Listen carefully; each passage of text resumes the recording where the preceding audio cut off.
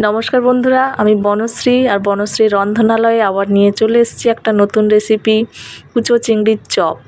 কুচো চিংড়ির চপ বানানোর জন্য 200 গ্রাম কুচো চিংড়ি ভালো করে ধুয়ে নিয়েছি। আর নিয়ে নিয়েছি দুটো বড় সাইজের পেঁয়াজ কুচিয়ে নিয়েছি। এই পেঁয়াজ কুচি আর নিয়ে নিয়েছি 2 চামচ আদা কুচি, 2 চামচ রসুন কুচি। এগুলো সব আমি এই কুচো চিংড়ির মধ্যে দিয়ে দেবো একে একে। আর দিয়ে দেবো 7-8টা মতো লঙ্কা কুচিয়ে নিয়েছি, সেটাও দিয়ে দেবো। আর দিয়ে দেবো 5 গ্রাম মতো ধনেপাতা কুচি। 5 গ্রাম মতো ধনেপাতা ভালো করে ধুয়ে কুচিয়ে নিয়েছি, সেটাও এর মধ্যে দিয়ে দেবো।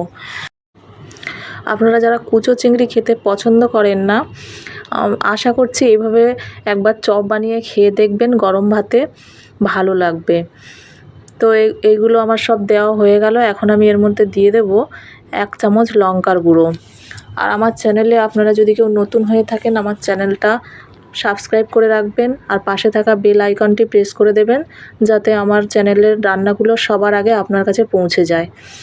আর আমি এর মধ্যে দিয়ে দিলাম 1 চামচ হলুদ গুঁড়ো, স্বাদ অনুযায়ী নুন, আর দিয়ে দেবো 2 চামচ চালের গুঁড়ো। চালের গুঁড়োটা যে কোনো চপে ব্যবহার করলে চপটা বেশ মুচমুচে হয়, তাই জন্য চালের গুঁড়োটা আমি এখানে ব্যবহার করলাম। আর দিয়ে দেবো 4 চামচ বেসন। বেসনটা একটু বেশি পরিমাণে দিলাম, কারণ কি এটা চপের আকারে আনতে হবে, মিশ্রণটা একটু মানে মোটা টাইপের হতে হবে, সেই জন্য একটু বেসনটা বেশি পরিমাণে দিলাম। দিয়ে এই সব উপকরণগুলো আমার দেওয়া হয়ে গেলে এটা আমি ভালোভাবে হাত দিয়ে মেখে নেব। আর রেসিপিটা বাড়িতে বানিয়ে খেয়ে দেখবেন কেমন লাগলো, আর অবশ্যই কমেন্ট করে জানাবেন ভালো লাগলে। আর একটা লাইক শেয়ার করে দেবেন। যদি রেসিপিটা ভালো লেগে থাকে একটা লাইক তো করতেই পারেন। তো দেখুন, আমি এবারে এই হাত দিয়ে ভালো করে এই সব কিছু উপকরণ একসঙ্গে মিশিয়ে নিচ্ছি। ভালোভাবে মিশিয়ে নিতে হবে, যাতে সবগুলো একসঙ্গে মিশে যায়, সেই জন্য ভালোভাবে মিশিয়ে নিতে হবে। এই যে আমার মেশানো প্রায় হয়ে গেছে।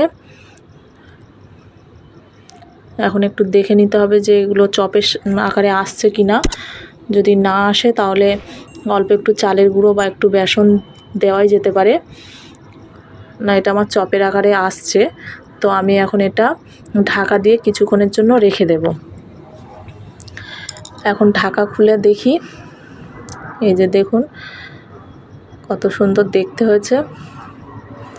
এখন আমি এগুলো একটু চপের আকারে, হাত দিয়ে চপের আকারে বানিয়ে নেব। এইগুলো আমি এরকমভাবে চপের আকারে বানিয়ে নেব। সবগুলো আমি বানিয়ে নিচ্ছি। এই যে আমার সবগুলো বানানো হয়ে গেল। এখন আমি ওদিকে গ্যাসের ওভেনে কড়াইয়ে তেল দিয়ে দিয়েছি, তেল গরমও হয়ে গেছে। সাদা তেল ব্যবহার করছি ভাজার জন্য।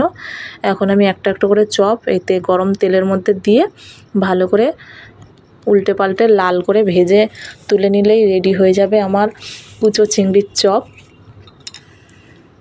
আপনারা যারা আমার ভিডিওটা দেখছেন তাদের অনেক অনেক ধন্যবাদ। এইভাবে দেখতে থাকুন আর আমার পাশে থাকুন। অবশ্যই একটা লাইক শেয়ার কমেন্ট করে দেবেন। আর আমার চ্যানেলে নতুন হয়ে থাকলে চ্যানেলটা অবশ্যই সাবস্ক্রাইব করে রাখবেন। আরও নতুন নতুন রান্না নিয়ে আসার ইচ্ছা আছে, তো পাশে থাকবেন এইভাবে। এই যে দেখুন লাল লাল করে ভাজা হয়ে গেছে, আমি উল্টে দিচ্ছি। একটা পার হয়ে গেছে আর একটা পার উল্টে দিচ্ছি। এইভাবে উল্টে পাল্টে ভেজে এই যে হয়ে গেছে আমার ভাজা। এখন আমি তুলে নেব। আর এটা গরম ভাতের সঙ্গে খেতে ভালোই লাগবে।